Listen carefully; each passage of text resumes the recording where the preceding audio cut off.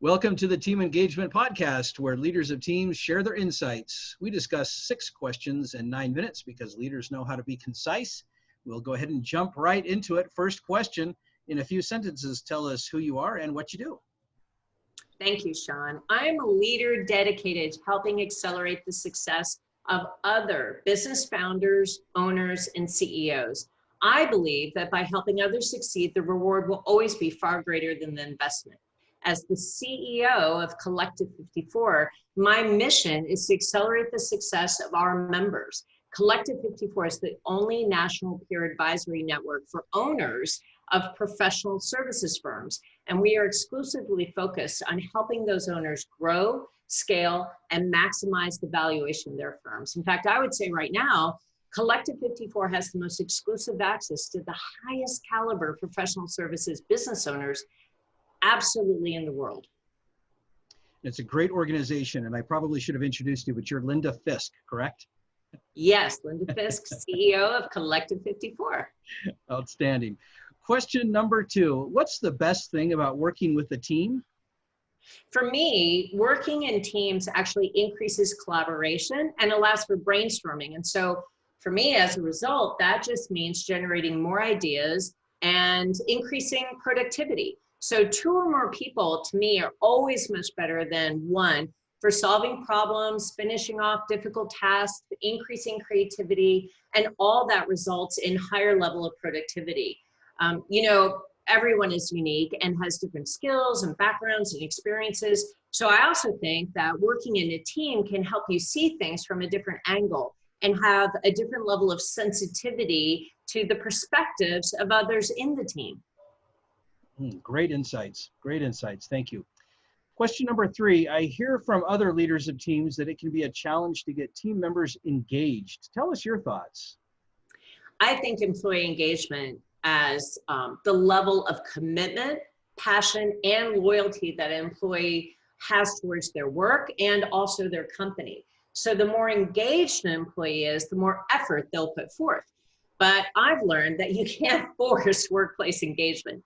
It has to be ingrained in your business and within each individual employee. So I look for really eager learners, self-motivated achievers, curious thinkers.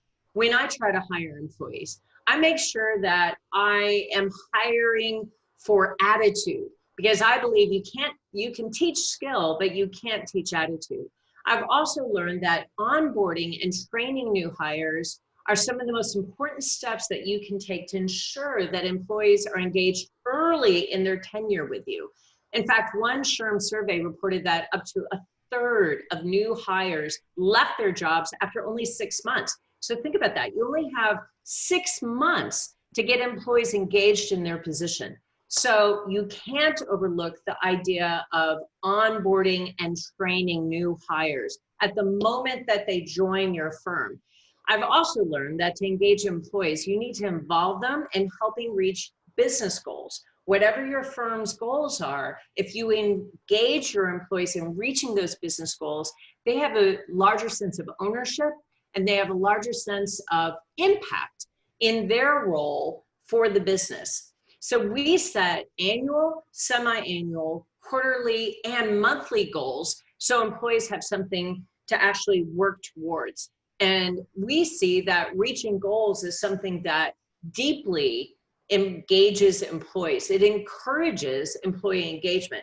So we set goals for the company, for each individual department, and then for the employee themselves. And lastly, I think you have to recognize employees. I think you have to notice them and value them, because we know that engaged employees have a sense of comfortability or camaraderie with their coworkers. And I think it's really important for employees to know their coworkers and develop friendships with them. But it's also important to develop a relationship of respect and friendship between the employer and the employee. So when the employee puts in extra effort, for instance, acknowledging them can go a really long way. Those are some excellent points you made, especially about hiring. That's often something that gets overlooked when we talk about engagement, whether it's team or employee engagement. We forget about the importance of establishing that right at the beginning. So thank you for emphasizing that. Question number 4, what other piece of advice would you offer to leaders of teams? You know, there are a lot of reasons that a job seeker will apply for a specific position or accept a specific position. Of course, salary and benefits weigh heavily into that decision. But many workers want the opportunity to actually grow their career. They're looking for learning opportunities. And in fact, one Gallup poll found that up to 87% of millennials view development as an important element in their jobs. And one of the key criteria for choosing a job was their ability to develop their career. So employees want to develop their skills and they want to continue to challenge themselves. They don't want to do monotonous tasks that require minimal effort.